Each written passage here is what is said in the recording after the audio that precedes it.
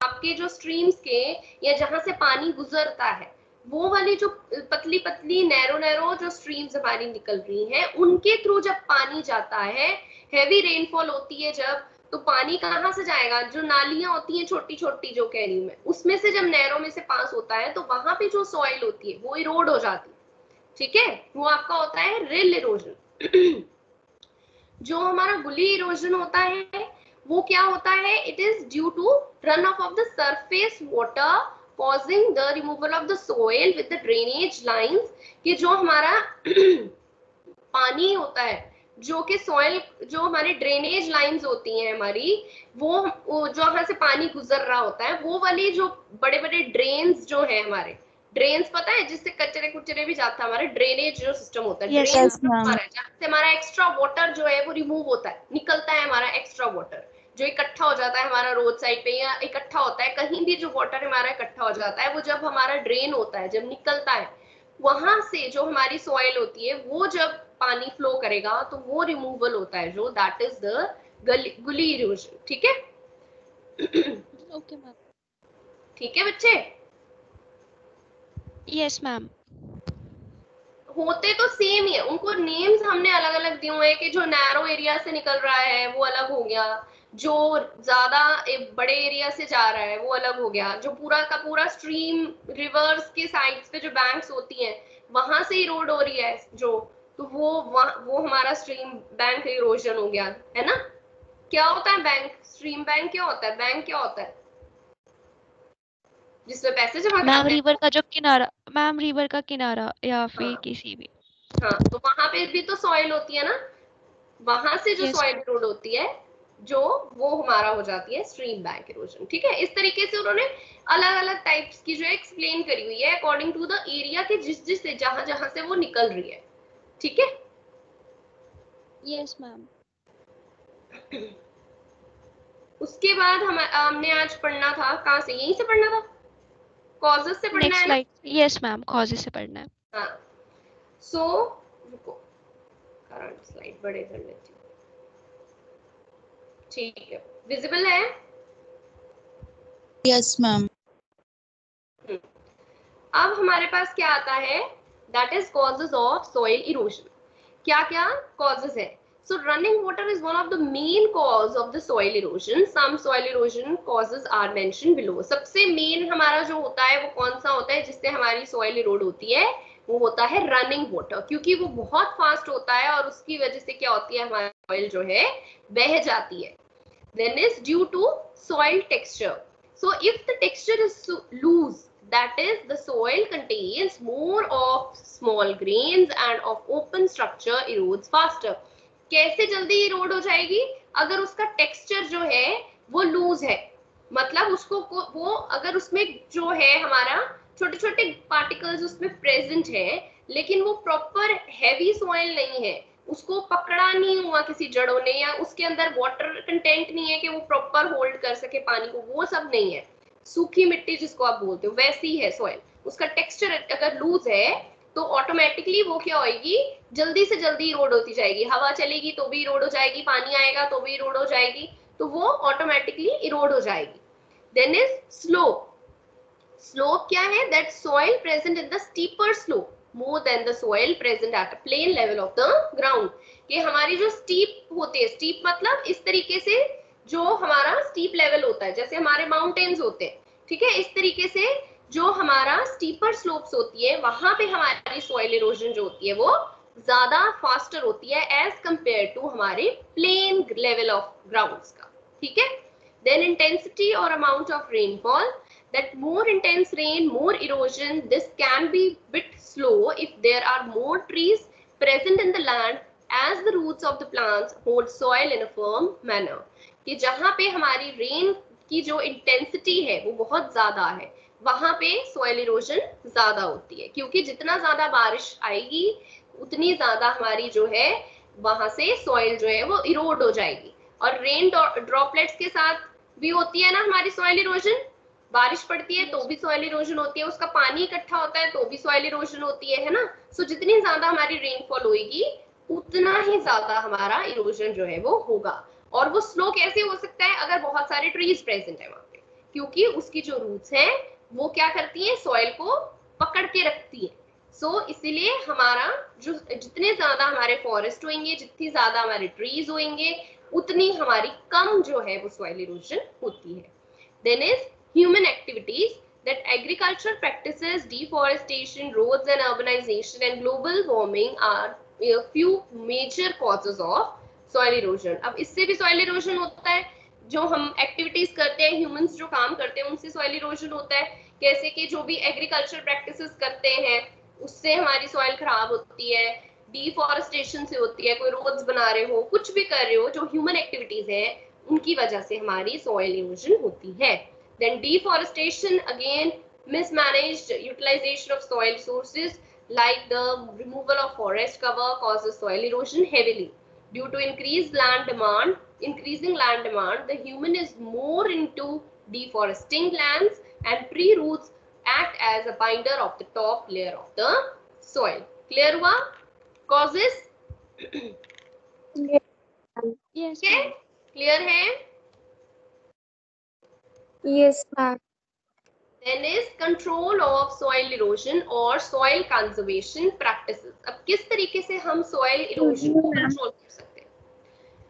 So this art of soil conservation is based on the following basic principles. First is to slow down the water for concentrating and moving down the slope in a narrow path.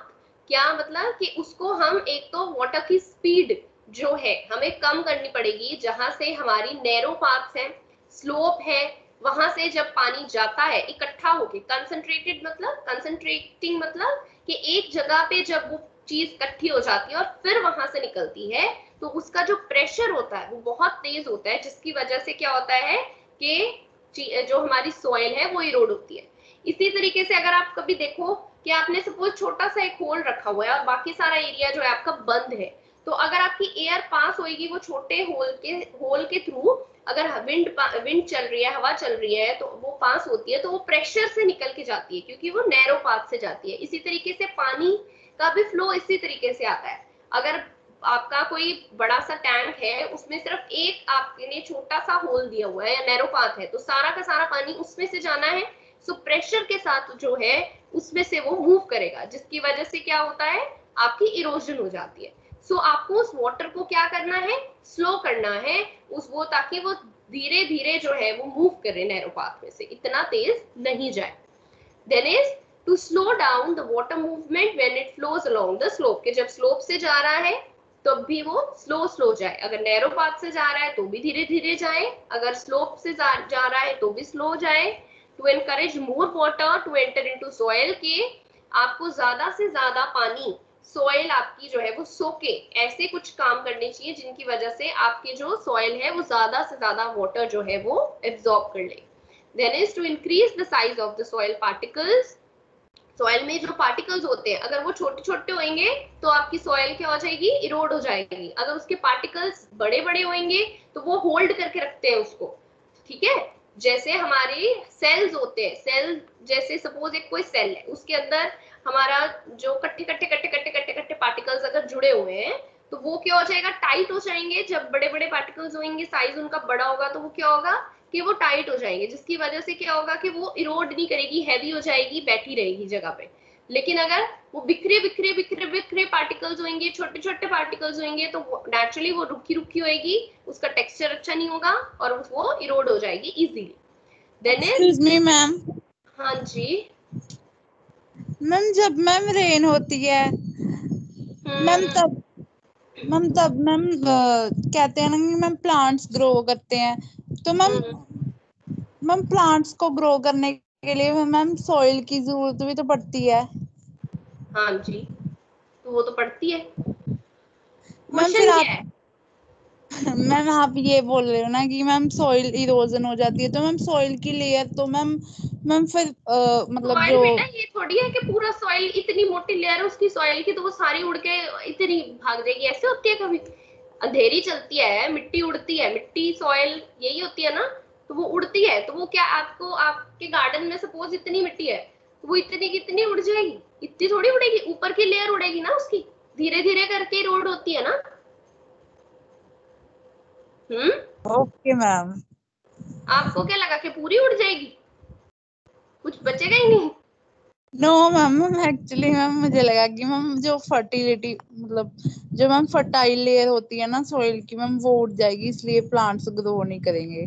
बच्चे वही तो कह रही हूँ ना, soil erosion ऊपर की जो लेयर है वो उड़ जाएगी, ठीक है। और अगर वो सॉइल में थोड़ा बहुत फर्टिलिटी होगी, बाई चांस अगर कोई सपोज अगर कोई बर्ड जो है वो आपका कोई सीड ले आता है और वो अभी हर एक में भी गिरेगी, आप कई बार देखो सारी सॉइल के ऊपर नहीं ग्रो हुआ होता, कहीं कहीं कहीं कहीं बर्ड्स कह रही हूँ सॉरी, कहीं कहीं प्लांट्स जो है वो ग्रो कर रहे होते हैं। कई बार ऐसी सॉइल की भी टेक्स्ट ऐसी एरिया भी होता है जहां पे हर जगह पे आपके प्लांट्स ग्रो नहीं हुए होते हैं। कुछ कुछ जगह के ऊपर आप अगर लैंड देखो तो वहां पे एक एरिया में आपको देखोगे कि वहां पे थोड़े से प्लांट्स ग्रो हुए हुए हैं, थोड़े से इधर ग्रो हुए हुए हैं, बीच में खाली है, कुछ भी नहीं ग्रो हुआ हुआ। सो इस तरीके से वो चलता है। ऊपर की लेयर तो उसकी उड़ जाती है, डीपर उसका जो है नीचे तक जिस जहां जहां पे थोड़ी तो बहुत फर्टिलिटी बच रही होती है वहां पे ग्रोथ हो जाती है, हर जगह पे ग्रोथ भी नहीं होती, ठीक है। Okay okay ma'am. There is reduction in the wind velocity near the ground by growing vegetation. अब क्या है कि जो हम किस तरीके से कर सकते हैं, जब हम वेजिटेशन ग्रो कर देते हैं, जहां पे हम कुछ भी ग्रो करते हैं तो हमारी जो विंड की वेलोसिटी होती है वो रिड्यूस हो जाती है। विंड की वेलोसिटी का मतलब ये है कि हवा जितनी तेजी से चलती है, अगर ऑब्वियसली बीच में उसके हिंड्रेंसेस होंगे, हिंड्रेंसेस मतलब कि रुकावटें अगर उसके बीच में होंगी तो हवा जो चलेगी वो स्लो हो जाती है बीच बीच में, है ना, टकराएगी किसी चीज से, स्लो हो जाएगी। फिर तो अगर ट्रीज होंगे, अगर प्लांट्स होंगे, वेजिटेशन होगी तो ऑटोमेटिकली वो जितनी स्पीड से खाली एरिया में चलती है उतनी स्पीड से जो भरे हुआ एरिया होता है वहां पे विंड जो है, हवा जो है वो नहीं चलती है, उसकी जो वेलोसिटी है वो कम हो जाती है। सो जब हम ग्रो कर देंगे वेजिटेशन तो ऑटोमेटिकली विंड की वेलोसिटी क्या हो जाएगी, रिड्यूस हो जाएगी, और हमारी जो सॉइल है वो कंजर्व हो जाएगी, वो इरोड नहीं होगी। क्लियर हुआ? ये 5 पॉइंट्स क्लियर है यस मैम। सबको? आवाज यस नहीं आई मैम। मुझे सबकी? Yes ma'am. Next is the conservation tillage, the process of mixing the residues from previous crops into, अब ये देखो एक सेकंड, अब ये उसने क्या, ये साइड पे आपको दिख रही है पिक्चर, ठीक है। अब ये क्या प्रोसेस है, इसमें रेजिड्यूज जो हमारे पुरानी क्रॉप के होते हैं, रेजिड्यू क्या होता है?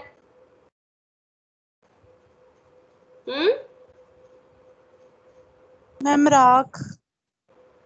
राख नहीं होती है, जो बचा कुचा उसका होगा, जो पहले क्रॉप जो आपने लगाई है उसका जो रॉ फाइबर्स है, कुछ उसके कुछ भी पड़ा, जो बाकी का जो बच गया, आपने क्रॉप यूज कर ली, मेन चीज निकाल ली, और जो उसका बाकी का जो कचरा वेस्ट हो गया ना वो सब जो बच जाता है उसका रेजिड्यू उसको बोलते हैं, ठीक है। जरूरी नहीं होता कि राख कोई बोलते हैं, जरूरी नहीं है, ठीक है।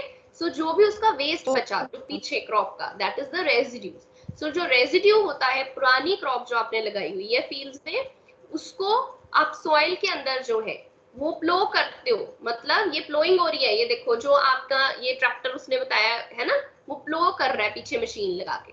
सो जो प्लोइंग होती है उसको हम क्या बोलते हैं, कंजर्वेशनल टिलेज, ठीक है। ये क्यों डालते हैं, ताकि आपकी जो सॉइल है वो फर्टाइल रहे, उसमें न्यूट्रिएंट्स जो है वो रहें, ठीक है। So it improves the soil permeability and increase the organic matter which in turn improves the soil moisture and nutrients। उसके अंदर जो न्यूट्रिएंट्स है, जो उसका मॉइस्चर है वो बना रहे और उसके ऑर्गेनिक मैटर्स जो है वो इंक्रीज हो जाए, इसीलिए जो है हमारी जो ये कंजर्वेशन टिलेज जो है वो करते हैं, ये प्रोसेस जो है वो किया जाता है ताकि जो पुरानी क्रॉप की जो रेजिड्यू बचा है उसको उसमें मिक्स कर देते हैं। क्लियर हुआ? क्लियर हुआ? Yes ma'am. बाकी एक तो बड़ा करो यस ना, मैम। पता ही नहीं चलता कितने बच्चे बैठे हुए हैं, कौन कर पढ़ रहा है।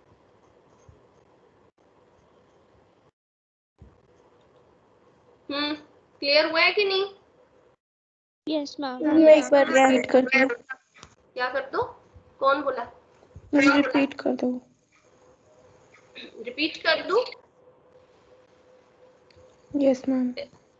देखो कंजर्वेशन टिलेज क्या होता है बच्चे, कि जब हमारी पुरानी क्रॉप जो है उसका जो वेस्ट है, उसका जो रेजिड्यू बचा हुआ है, वो हम सॉइल के अंदर मिक्स कर देते हैं प्लोइंग के थ्रू। प्लोइंग क्या होता है, एक प्रोसेस होता है एग्रीकल्चर का। जब हम फील्ड्स को प्लो करते हैं, ऐसे बीच में उसको मिक्सिंग होती है, प्लो करते हैं नीचे से ग्राउंड से, वो प्लोइंग जब हम करते हैं उसको हम क्या बोलते हैं, कंजर्वेशनल टिलेज। और ये क्यों की जाती है, सो दैट कि आपकी जो सॉइल है उसके अंदर न्यूट्रिएंट्स जो है वो दोबारा से डाले जा सके, क्योंकि ऑब्वियसली क्रॉप का रेजिड्यू है तो न्यूट्रिशियस तो होगा ही वो, है ना। और उसमें हमारा मॉइस्चर भी सॉइल का बना रहे, हमारे सॉइल में ऑर्गेनिक मैटर्स जो है वो हमारे जो है वो बने रहे, उनका जो इंक्रीज है वो हो जाए, सो दैट कि हमारी सॉइल जो है वो फर्टाइल रहे, खराब नहीं हो।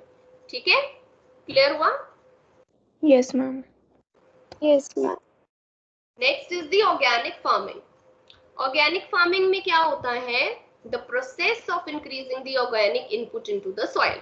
ठीक है, ऑर्गेनिक जो हमारे इनपुट्स है वो हम, ऑर्गेनिक फ्रूट्स भी आते हैं आजकल, तो ऑर्गेनिक फार्मिंग की चलती है ना। ऑर्गेनिक आपको वो देखे होंगे आपने मार्केट में, ऑर्गेनिक फ्रूट्स आते हैं, ऑर्गेनिक वेजिटेबल्स आती हैं, जिसमें कोई भी हमारा जो है वो कोई पेस्टिसाइड वगैरह जो भी यूज करते हैं, मतलब जो भी केमिकल्स उसमें यूज होते हैं वो हमारे जो होते हैं वो नेचुरल होते हैं। नेचुरल चीजें डाल के उसकी सॉइल को फर्टाइल किया जाता है, कुछ भी जो हम डालते हैं वो नेचुरल होते हैं, ऑर्गेनिक मैटर से हर चीज बनाई जाती है। सो वो चीज जो है उसको यूज करके हम फार्मिंग करते हैं, that is the organic farming. उससे क्या होता है, हमारी जो सॉइल है वो खराब नहीं होती, उसमें कुछ भी हार्मफुल केमिकल नहीं जाता है। ठीक है, क्लियर? ओके। Yes, ma'am. और अच्छा Yes, मुझे एक ma'am. बात बताओ, फर्टिलाइजर्स कैसे बना सकते हैं हम? क्या होते हैं फर्टिलाइजर्स? मैम केमिकल्स होते हैं मैम, जो एक पर्टिकुलर क्रॉप जरूरी है को ग्रो केमिकल्स ही करने के होंगे? लिए। और कैसे बन मैम जाएंगे? खाद। खाद तो होती है, और खाद को कैसे बनाते खाद? Ma'am, ma'am by cow dung. Vegetable हाँ Ma'am, by cow dung also we use cow dung. हाँ, काव डंग से भी बना सकते हो। और हाँ मैम जो कीटनाशक होते हैं जो हमारी फसल को अच्छा बनाने के लिए उपयोग में आते हैं, उनको भी पाउडर केक के अंदर मिला के देन उसको जो हमारी जो सैंड मतलब क्या कहते हैं, मतलब soil। नीचे सॉइल उसके ऊपर डालते हैं ताकि हमारी जो फसल है वो अच्छी उगे। हम्म। और जो आजकल ये चलता है आपके, ये जो क्या कहते हैं, आपको बोलते हैं ना कि वो सूखा वाला जो गार्बेज है आपका वो अलग रखो, और आपका जो ये जो वेट गिल्ले वाला है वो अलग रखो। क्यों कहते हैं वो आपको ऐसे? मैम ताकि गार्बेज हमारा उसी सॉइल के जो खाद है उसमें प्रयोग में आ सके। जो हमारा वेट वाला है, दूसरा वाला नहीं आएगा। ठीक है, जो ताकि हम वो जो है हमारा नेचुरल चीजों से बने, वो हमारी जो खाद है, हमारी वेजिटेबल्स के कोई छिलके होते हैं जो, या कोई फ्रूट्स के जो हमारे छिलके होते हैं, ये सब चीजें जो होती हैं ये हमारी जो है वो ऑटोमेटिकली हमारी जो हमारा फर्टिलाइजर है वो बना देती है। ठीक है, जब हम उनको मिक्स करते हैं उसके अंदर तो वो हमारी हेल्दी और न्यूट्रिशियस वाला हमें जो है वो मिलेगा। ठीक है, क्लियर? Yes, ma'am. उसके बाद आता है आपका crop rotation.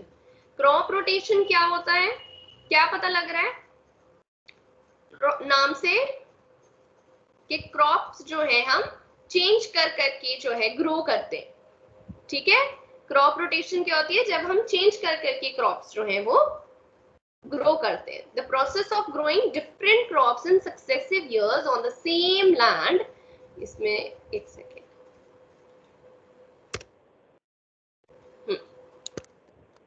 same land, it also it prevents the loss of fertility of the soil। ठीक है, कि हम एक ही लैंड है हमारे पास, एक ही एग्रीकल्चर लैंड है, उसके ऊपर जब हम चेंज कर करके हर ईयर, सपोज एक साल मैंने ब्रिंजल्स लगाए हैं तो नेक्स्ट ईयर मैंने कुछ और लगा लिया। ठीक है, कैरेट्स लगा ली। इस तरीके से अलग अलग चेंज कर करके जो है हम अपनी फील्ड, अपनी जो एग्रीकल्चर लैंड है उसकी सॉइल को क्या बनाएंगे, अच्छा बना सकते हैं।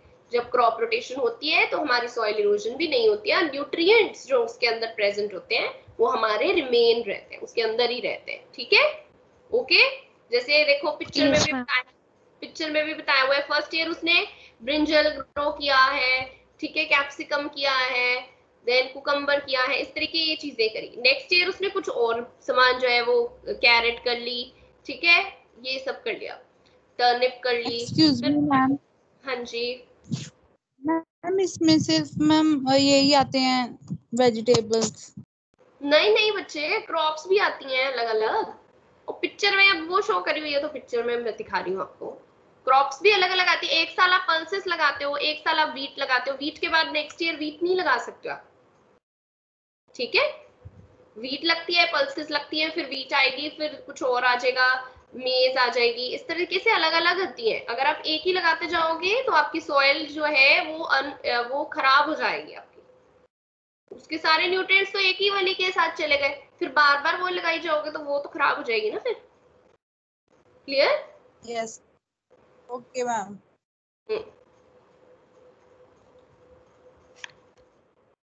उसके बाद हमारे पास क्या आती है, कॉन्टोर फ्लोइंग। अब कॉन्टोर फ्लोइंग, हाँ कॉन्टोर फ्लोइंग, उसमें क्या हमारे पास आता है, that is a very useful area with low rainfall, that is placing some furrows to the store water which reduces runoff and erosion। अब यहाँ पे क्या है कि जहाँ पे हमारी रेनफॉल कम होती है ना, वहां पे ये करी जाती है। हर जगह नहीं कर लेते हर कोई काम, ये अकॉर्डिंग टू द एरिया हम जो है वो वाले कंजर्वेटिव मेजर्स लेते हैं अकॉर्डिंग टू द एरिया, कि कहाँ पे कौन सी चीज की जरूरत है वो। सो जहाँ पे हमारी कम रेनफॉल होती है वहां पे हम कंट्रोल फ्लोइंग जो है वो करते हैं। देखो कैसे पिक्चर में करी हुई है, दिख रही है, ऐसे ऐसे राउंड राउंड ऐसे, और उसकी जो फ्लोइंग होती है, मतलब जैसे उसकी जो फ्लोइंग हो रही है वो इस तरीके से, देखो शेप देखो उसकी, इस तरीके से जो है हम करते हैं। ठीक है, जहां पे रेनफॉल कम होती है और हम क्या करते हैं, वाटर को स्टोर करते हैं। ओके, और इससे फिर इरोजन भी कम होती है। ठीक हो गया, समझ आया? Yes ma'am. मैम ये मोस्टली माउंटेन एरियाज पे की जाती है ना? हाँ माउंटेन एरियाज में भी कर सकते हो, थोड़ा सा स्टीप होना चाहिए, ज्यादा भी प्लेन नहीं हो, ज्यादा भी माउंटेनियस नहीं हो, क्योंकि जहाँ पे हमें मेन तो देखना होता है कि रेनफॉल का, अगर हम बहुत स्टीप वाला ले लेंगे उस पे भी इतना वहां पे वो होती है आपकी दूसरी वाली, ये जो मैं आगे कराने वाली हूँ, क्या नाम था उसका, आगे कराती हूँ, जो आपकी प्लेन्स, जो आपकी उस पे होती है, ये माउंटेन्स पे होती है, स्टीप एरियाज पे, ज्यादा स्टीप पे, ये ज्यादा स्टीप पे नहीं होती है, नॉर्मल। ठीक है, होएगी माउंटेन्स के अंदर ही। राजस्थान वाली साइड? राजस्थान बेटे माउंटेन है, मैंने कहा नहीं, आप इसका कह रहे थे ना कि ये माउंटेन्स पे नहीं, दूसरे प्लेसेस पे। मैंने बोला आपको कि जहाँ पे ज्यादा स्लोपी माउंटेन पे नहीं होएगी, नॉर्मल माउंटेन पे होगी, मतलब एक बिल्कुल ऐसे, देखो ये, इसको देखो, ये ज्यादा स्लोपी तो नहीं है ना, एक बिल्कुल सीधा होता है, ऐसे सीधा है ना, एक थोड़ा सा लो लाइन होता है, वहां पे हो जाती है, जहां पे आपका वाटर बहुत तेजी से नहीं आए और आप उसको स्टोर कर सको इजीली। ठीक है, जितना स्टीप होगा उतना ज्यादा आपका क्या होगा, पानी ज्यादा तेज आता है आपका। ठीक है, लेकिन लेना आपको ऐसे राउंड राउंड पे ही है, समझ आया? मैम इसका एग्जांपल हम असम में ले सकते हैं। असम में जो टी प्लांटेशन या फिर कॉफी प्लांटेशन होती है वो ऐसे ही होती है, स्लोप्स पे होती है। हाँ ऐसे हो सकती है, उसकी भी ले सकते हो आप, एग्जाम्पल वगैरह सारी ऐसी ले सकते हो आप। नेक्स्ट आती है आपकी मल्चिंग। अब इसमें क्या है, दैट सॉइल जो होती है, हम एक लेयर जो है वो मल्च की बनाते हैं। ठीक है, इसमें भी क्या आती है, क्रॉप का जो रेजिड्यू बच जाता है, या जो छोटे छोटे प्लांट्स होते हैं ना, उनके जो लिंटर्स होते हैं, लिटर्स, छोटे छोटे प्लांट्स के पौधे पौधे जो वेस्ट जो होता है उसका, जो साइड्स का वो वाला जो होता है, उसको इकट्ठा करके जो है उसको बोलते हैं मल्च। क्या बोलते हैं उसको? क्या Mulch. बोलते हैं? आवाज नहीं आई मुझे। Mulch. एक ही बचे की आई है, मल्च बोलते हैं, ठीक है। सो मल्चिंग इसमें कैसे करेंगे कि ये जो है सॉइल का जो सरफेस होता है, जो ऊपर की लेयर होती है, उसके ऊपर हम क्या करेंगे, उसको कवर कर देते हैं मल्च के साथ। दिख रहा है पिक्चर में? Yes ma'am. मल्च के साथ उसको क्या कर देते हैं, कवर कर देते हैं। जब उसको कवर कर देंगे तो ऑटोमेटिकली क्या हो जाएगा, फिर उसका जो मॉइस्चर है वो रिटेन रहेगा, ठीक है। उसकी फर्टिलिटी भी इंप्रूव होती है, और जो उसकी हवा चली या पानी आया तो उसकी वजह से उसका जो है इरोजन भी नहीं होगा। क्लियर हुआ? ठीक है, आई Yes. समझ के नहीं आई? आवाज ही नहीं आई मुझे तो आपकी, समझ है? मैम आ गया समझ। आ गई समझ, ठीक है, ओके। उसके बाद आपका आता है स्ट्रिप क्रॉपिंग। स्ट्रिप क्रॉपिंग में क्या होता है, नेम से ही आपको पता चल जाएगा। स्ट्रिप मतलब लाइंस, जैसे हमने स्ट्रिप्स के बीच में हमने क्रॉपिंग कर दी है अलग अलग, जैसे इधर इसने करी हुई है कॉर्न की करी है, फिर उसने ओट्स लगा दिए, फिर उसने हे लगा दिया, ठीक है। इस तरीके से जो है उसने क्रॉपिंग जो है वो करी हुई है, अलग अलग स्ट्रिप्स के अंदर जो है आपकी कल्टीवेशन जो है वो होती है। So strip cropping is a method of farming which involves cultivating a field partitioned into long narrow strips which are alternated in a crop rotation system. कि अलग अलग क्रॉप्स जो है टर्न बाय टर्न जो है हम उसको लगाते हैं, and it is used when a slope is too steep. कब लगती है? जब स्लोप जो होती है is too steep or when there is no alternative method of preventing soil erosion। ये तभी की जाती है जब स्लोप जो होती है वो बहुत स्टीप होती है, या फिर हमारे पास कोई सॉइल इरोजन को रोकने के लिए, प्रिवेंट करने के लिए कोई और ऑल्टरनेटिव अगर नहीं है हमारे पास, तो फिर हम उस जो है स्ट्रिप क्रॉपिंग का यूज करते हैं। क्लियर हुआ? क्लियर है? Yes ma'am. टेरेस, हाँ ये कह रही थी मैं तुम्हें, इसका और उसका फर्क देखो। उसमें इतनी ज्यादा स्टीपनेस नहीं है कंटूर में, लेकिन इसमें टेरेस फार्मिंग में क्या है, दिख रही है आपको? कैसे स्टेयर्स टाइप बनाए हुए हैं उन्होंने, यस मैम। है ना? तो टेरेस फार्मिंग जो हमारी होती है वो हमारी स्टीप्स, जो हिली माउंटेन एरियाज जो होते हैं वहां पे होती है हमारी, ठीक है, ओके। Yes ma'am. यस ठीक है, मैम। हाँ यहाँ पे क्या करते हैं कि हम हिल्स को कट करते हैं, कट करके उसको इस तरीके से स्टेयर्स की तरह बना देते हैं, प्लेन एरिया निकाल लेते हैं उसमें से जहां पे हमने अपनी क्रॉप जो है वो ग्रो करनी है, ठीक है। उस ताकि इस पे जो भी वाटर आए, क्योंकि पहाड़ों में तो क्या होगा कि बारिश आती है तो पानी फॉल करता है नीचे, तो वो क्या होगा, वो आपका इतनी तेजी से नीचे नहीं आएगा फिर, और आपकी जो सॉइल है वो इरोड नहीं होती है, ठीक है। ये तो आप जब घूमने जाते हो तो आपको नजर भी आती होगी रास्ते में, अगर हिल स्टेशन गए हो तो कहीं देखी है? यस मैम, पालमपुर में देखा है मैंने। हाँ देखी है ना, होती है ना ऐसे हिल स्टेशन में। Yes ma'am. बाकी किसी ने देखी है कि नहीं? No ma'am. नो मैम, गए नहीं हिल स्टेशन, है ना? Yes ma'am. Yes ma'am. ठीक है। उसके बाद आती है agro forestry.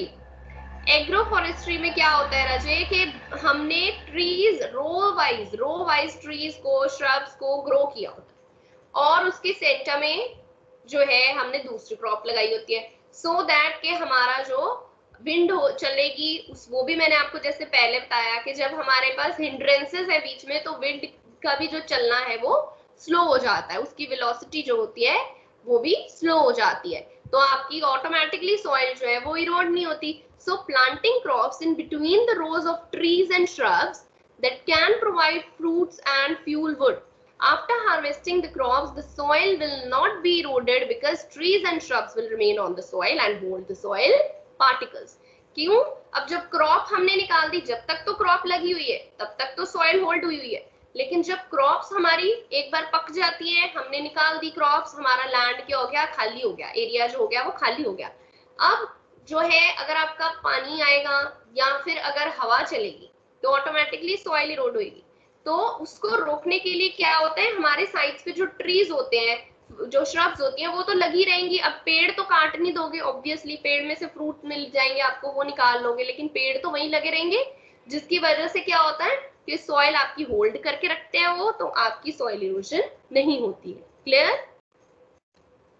Yes ma'am. Next Yes, is the ma'am. Wind break. Wind break, अब wind break excuse ma'am, hmm ma'am आज के लिए इतना बहुत है, वरना फिर अब कंफ्यूजन थोड़ा हो सा ही तो जाएगी। रह गया, ये देखो कितनी स्लाइड्स रह गई, देख लेना मेरे को, एक मिनट नहीं है अभी, थोड़ा ही है वैसे तो। फिर कल यहाँ से विंड ब्रेक से स्टार्ट कराऊं?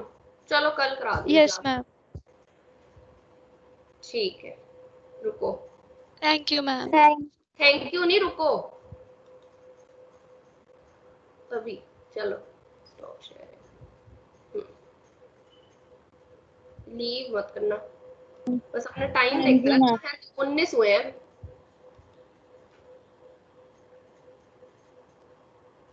नवरोज कुछ बोली है? Thank you, ma'am. ओके जी, थैंक यू जी, सुना आपने?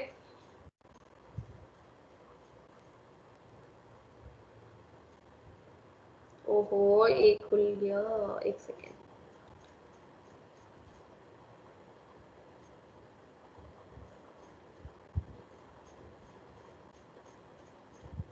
एक सेकेंड।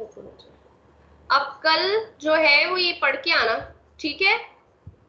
कोई डाउट यस होगा मैम। तो फिर कल के कल ही पूछ लेना। नहीं, कल आपकी कंप्यूटर की क्लास है फ्राइडे को, ठीक है? Okay, yes ma'am. फ्राइडे तक ये Okay, सारा ma'am. चैप्टर लर्न हो जाए, आपको फिर टेस्ट रखेंगे। मे ओके भी मैं मैम। फ्राइडे को टेस्ट डाल दूं, ये भी हो सकता है, ठीक है? Okay so be ma'am. Prepare. Surprise test डाला करने हैं मैंने आपसे, क्विज क्विज रखने हैं, quiz. Okay okay ma'am. Okay. और बीच में प्रिंसिपल मैम भी आ जाते होते हैं फिर, और फिर वो देख लेते हैं बच्चे क्या कर रहे हैं क्या नहीं कर रहे, पता है आपको? Yes ma'am. Yes ma'am. So पढ़ के आना। कल आपका कंप्यूटर्स वाला है, तो कल कंप्यूटर्स का करेंगे, ठीक है? Okay ma'am. ओके, और सुनो सच, आपने वो करे है कि नहीं, अब अपना वो स्टार्ट करा है प्रोजेक्ट और नॉट? मैम Yes, सारा ma'am. कंटेंट गया, बस उसको सिर्फ बनाना बनाना है। अच्छा ठीक है, हाँ जी, बाकियों ने? मैम सेम, बस मैम असाइनमेंट शीट्स लेनी है, यहाँ पे लॉकडाउन खुल गया पंजाब में, तो आज मार्केट जाऊंगी और सामान लेके आऊंगी, फिर स्टार्ट करती हूँ उसको।